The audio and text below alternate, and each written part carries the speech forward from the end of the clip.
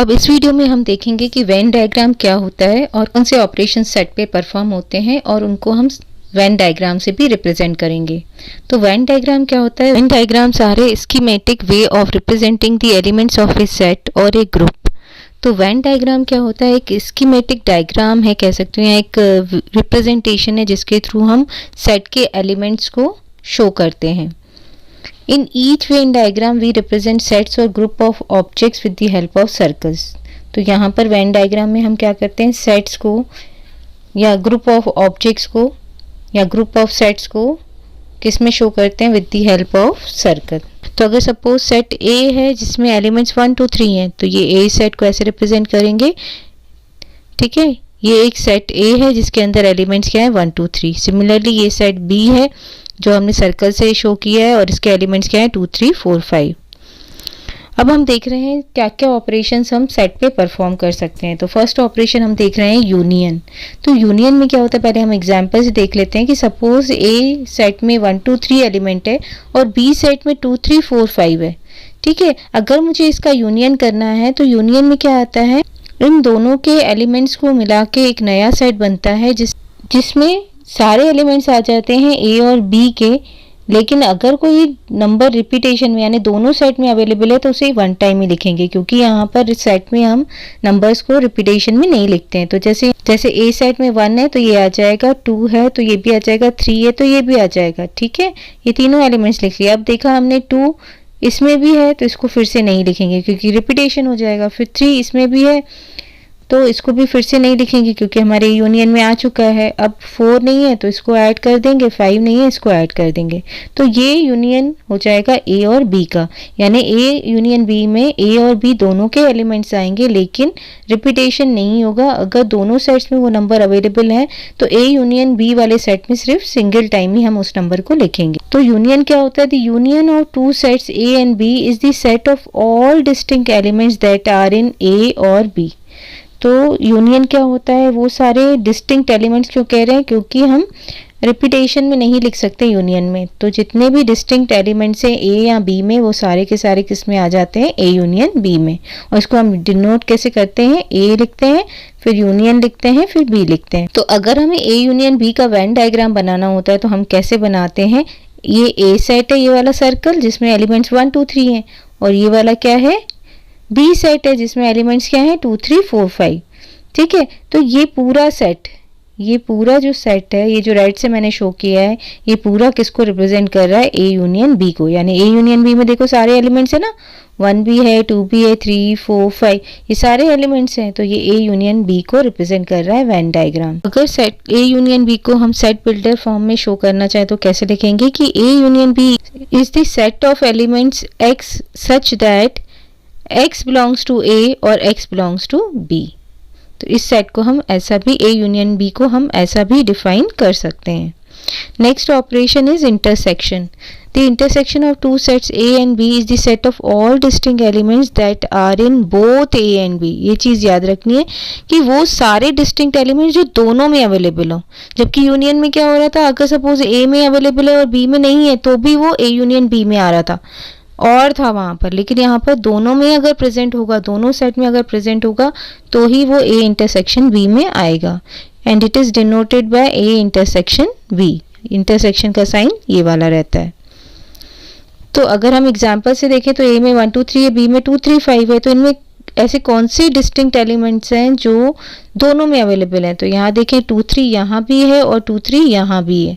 तो 2 3 क्या आ जाएगा? इंटरसेक्शन में। तो जो भी एलिमेंट्स ए और बी दोनों में प्रेजेंट होंगे वो किस में आ जाते हैं? ए इंटरसेक्शन बी में। अब इसका अगर हम वेन डायग्राम देखें तो ये वाला सेट ए है जिसमें 1 2 3 है और इस साइड वाला सर्कल शो कर रहा है 2 3 4 5।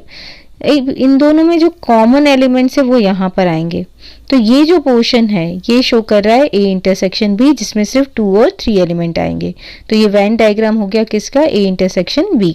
अब इसको भी हम ए इंटरसेक्शन बी को कैसे डिफाइन कर सकते हैं कि A intersection B is the set of element x, set of elements x such that x belongs to A, comma मतलब एंड है। ठीक है, आप चाहे तो एंड भी लिख सकते हो, comma x belongs to B. यानी एक्स ए से भी बिलोंग करना चाहिए और एक्स बी से भी बिलोंग करना चाहिए, तभी वो इंटरसेक्शन में आएगा। We use Venn diagram to represent relationship between sets. तो ये एक तरह से इंटरसेक्शन, एक रिलेशनशिप है सेट्स के बीच में, तो हम वेन डायग्राम्स को रिलेशनशिप शो करने के लिए भी, रिप्रेजेंट करने के लिए भी यूज कर सकते हैं। Next operation is set difference. तो सेट डिफरेंस पहले हम एग्जांपल से देख लेते हैं कि सपोज ए सेट में 1 2 3 4 है और बी सेट में 2 3 4 5 है। तो इन दोनों का अगर a माइनस बी मुझे करना है, सारे एलिमेंट्स जो a में हैं और b में नहीं है वो a माइनस बी में आ जाएंगे। तो अगर हम देखें तो a में 1 है लेकिन b में नहीं है तो ये इसमें आ जाएगा। अब 2 3 4 5 2 3 4 इसमें भी है तो ये नहीं आएंगे। ठीक है, एक तरह से आप ये समझ सकते हो कि 2 माइनस 2 क्या हो गया 0, 3 माइनस 3 हो गया 0, 4 माइनस 4 हो गया 0। तो ये एलिमेंट नहीं आएंगे, सिर्फ 1 बचेगा। अब रिवर्स करना हो b माइनस ए, तो b माइनस ए में b में ऐसे कौन से एलिमेंट्स हैं जो a में नहीं है? तो 2 3 4 तो इसमें भी है, इसमें भी है, तो ये नहीं आएंगे। सिर्फ कौन सा एलिमेंट a में नहीं है? 5। तो b माइनस a में क्या बचेगा? 5। सेट डिफरेंस क्या है? The set difference of sets a and b is the set of elements which are only in a but not in b। Elements a minus b में आएंगे जो सिर्फ a में होने चाहिए, b में नहीं होने चाहिए। इसको कैसे डिफाइन करेंगे? a minus b is the set of elements x such that x belongs to a and x not belongs to b।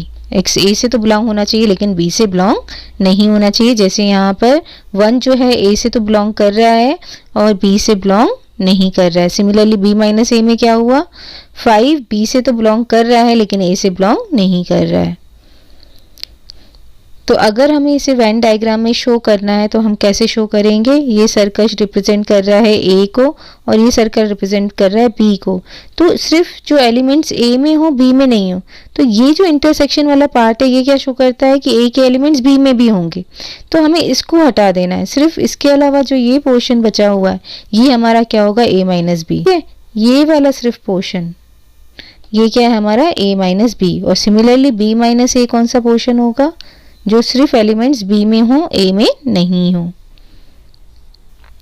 Next operation जो हम सेट पे परफॉर्म कर सकते हैं वो है कार्टेशियन प्रोडक्ट, जिसे क्रॉस प्रोडक्ट भी बोलते हैं। The Cartesian product of two sets a and b is defined as all possible ordered pairs x1, x2 where x1 belongs to a and x2 belongs to b. It is denoted by a cross b. तो इसको हम example से समझ लेते हैं कि जैसे हमारे पास दो सेट हैं a equals to 1 2 and b equals to ab। तो अगर मुझे a क्रॉस b निकालना है तो क्या होगा? 1 का कॉम्बिनेशन पहले a के साथ फिर b के साथ ये लिखेंगे, फिर 2 का कॉम्बिनेशन a के साथ और b के साथ ये दोनों पेयर लिखेंगे। तो इसीलिए यहाँ पर हमने क्या किया है कि कार्टेशियन प्रोडक्ट जब भी हम टू सेट्स a और b का फाइंड आउट करते हैं तो वो किसके इक्वल होता है? All possible ordered pairs. Ordered pairs मतलब कि यहाँ पर जो अगर आप a क्रॉस b निकाल रहे हो तो जो ऑर्डर पेयर x1, x2 बनेगा उसमें से जो x1 होगा वो a से बिलोंग करेगा और जो x2 होगा वो b से बिलोंग करेगा। तो इसीलिए क्या कहा है कि x1 a से बिलोंग करेगा और x2 b से। तो यहाँ पर देखो ये जो 1 है ये a से बिलोंग कर रहा है और ये जो a है वो b से बिलोंग कर रहा है। ये ऑर्डर्स पेयर होंगे जिसमें फर्स्ट एलिमेंट a का होगा और सेकेंड एलिमेंट b का होगा। मुझे b क्रॉस a निकालना है तो अब फर्स्ट एलिमेंट क्या है? फर्स्ट सेट कौन सा है? b। तो एलिमेंट्स किसके फर्स्ट आएंगे? b के। तो ये होगा a into a comma 1 a comma 2 फिर b कॉमा 1 b कॉमा 2। यहाँ पर फर्स्ट एलिमेंट किससे बिलोंग करेगा? b से और सेकेंड एलिमेंट किससे बिलोंग करेगा? a से। अब नेक्स्ट ऑपरेशन जो हम सेट पे परफॉर्म कर सकते हैं वो है कॉम्प्लीमेंट ऑफ ए सेट। तो it is the set of elements which are not in a। तो कॉम्प्लीमेंट मतलब वो सारे एलिमेंट्स जो a में नहीं होंगे वो उसका कॉम्प्लीमेंट हो जाएगा। जैसे यहाँ पर देखो एक यूनिवर्सल सेट होता है, ये जो हम बॉक्स बना रहे हैं ना ये रिप्रेजेंट कर रहा है यूनिवर्सल सेट को, यानी सारे नंबर्स। तो अगर मैं यूनिवर्सल सेट में से a को माइनस कर दूंगी ना तो बाकी सारे नंबर्स जो होंगे वो यहाँ पर आ जाएंगे। तो a कॉम्प्लीमेंट को इस टाइप से शो करते हैं। ठीक है, ये a है, इसके अलावा ये जो है लाइंस जो हमने शो की है ये रिप्रेजेंट कर रहा है a माइनस a कॉम्प्लीमेंट। और a कॉम्प्लीमेंट किसके बराबर होता है? Universal set minus a। Universal set में से अगर आप a को माइनस कर दोगे तो आपको a कॉम्प्लीमेंट में। तो for example suppose a equals to 1 2 है, ठीक है, और यूनिवर्सल सेट में क्या होते हैं? सारे नंबर्स 1 2 3 अप टू इन्फिनिटी। अब a कॉम्प्लीमेंट क्या होता है? यूनिवर्सल सेट में से a को माइनस कर दो। तो ठीक है, तो माइनस करने पे क्या होगा? u के वो सारे एलिमेंट्स जो a में नहीं है वो रहेंगे। तो अगर हम u माइनस a करेंगे तो u माइनस a में क्या होगा? 1 2 क्योंकि a में अवेलेबल है तो ये यहाँ से हट जाएंगे, सिर्फ क्या रहेगा? 3 4 5 अप टू इन्फिनिटी। तो जो ए में एलिमेंट्स नहीं है वो कॉम्प्लीमेंट में आते, तो ए में 1 2 थे तो कॉम्प्लीमेंट क्या हो गया उसका 3 4 5। तो ये जो लाइन से ये क्या शो कर रही है, ए के कॉम्प्लीमेंट को। और इसे हम कैसे डिफाइन करते हैं, A complement is the set of elements x such that x is not belongs to A. अब अगर सपोज बी सेट भी अवेलेबल है, अभी हमने क्या अज्यूम किया था कि सिर्फ ए अवेलेबल है, अगर बी भी अवेलेबल है हमारे पास सेट और हमें कॉम्प्लीमेंट फाइंड आउट करना है ए का, तो उस केस में क्या होगा कि ए का कॉम्प्लीमेंट क्या हो जाएगा, इस सर्कल को छोड़ के बाकी पूरा जो पोर्शन है वो क्या हो जाएगा, ए कॉम्प्लीमेंट का। ये सारे 5 ऑपरेशंस हम सेट पे परफॉर्म कर सकते हैं। तो अब हम देख रहे हैं कि अब कुछ हम और एग्जांपल्स ले रहे हैं जिसको हम वेन डायग्राम से शो करेंगे। तो जैसे अगर मुझे ए यूनियन बी का कॉम्प्लीमेंट फाइंड करना है, तो मैंने आपको बताया था ए यूनियन बी क्या होता है, ये पूरा पोर्शन, ये जो ग्रीन से मैंने शो किया है ये ए यूनियन बी है। तो इस पोर्शन को अगर मैं यूनिवर्सल सेट से माइनस कर दूंगी तो मुझे क्या मिल जाएगा, ए यूनियन बी का कॉम्प्लीमेंट। तो ये जो सारी लाइंस दिख रही हैं ये शो कर रहा है किसको, ए यूनियन बी के होल कॉम्प्लीमेंट को, ठीक है। और अगर सपोज मुझे ए इंटरसेक्शन बी का होल कॉम्प्लीमेंट निकालना है तो इंटरसेक्शन वाला पोर्शन ये होता है। तो इस पोर्शन को छोड़कर बाकी पूरा जो स्पेस है वो किसको रिप्रेजेंट करेगा, ए इंटरसेक्शन बी के कॉम्प्लीमेंट को। अब सपोज मुझे सी सेट भी है मेरे पास और मुझे वेन डायग्राम बनाना है A intersection B intersection C का। तो मैंने ये ए का सर्कल बना लिया, बी का बना लिया और सी का बना लिया। ये जो पोर्शन है ये क्या शो कर रहा है, A intersection B intersection C, क्योंकि यहाँ पर सारे सर्कल्स क्या हो रहे हैं, टच हो रहे हैं। तो ये हो गया A intersection B intersection C का रिप्रेजेंटेशन।